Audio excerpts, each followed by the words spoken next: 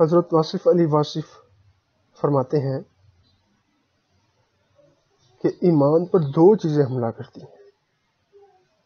پہلی چیز ہے تسکین وجود یا لذت وجود. وجود کی لذت کے سارے زمرے اور شعبے ایمان میں حائل ہوں گے. دوسری چیز ہے پیسے کی محبت. اگر یہ دو چیزیں نکل جائیں تو ایمان محفوظ ہو جائے گا.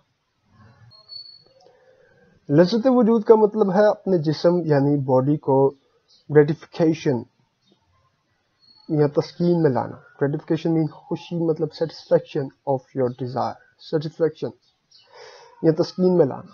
زیادہ سونا اور زیادہ کھانا اور زندگی میں بہت زیادہ انوالومنٹ، یہ سب لذت وجود ہیں اور ایمان کی راہ میں حائل ہوتے ہیں. اسی طرح پیسے کی محبت ہے. جس طرح کرکٹ میں سینچری بناتے ہوئے کوئی 99 پر آؤٹ ہو جائے تو ہارٹ فیل ہونے کا امکان ہوتا ہے، اسی طرح پیسے جمع کرنے والا بھی سینچری پہ سینچری بناتا ہے.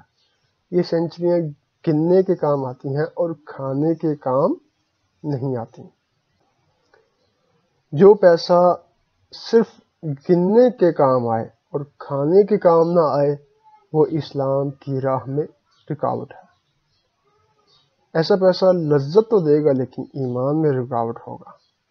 ایسی تمام چیزیں جو وجود کی لذت کا باعث ہیں وہ اسلام کی راہ میں رکاوٹ ہیں.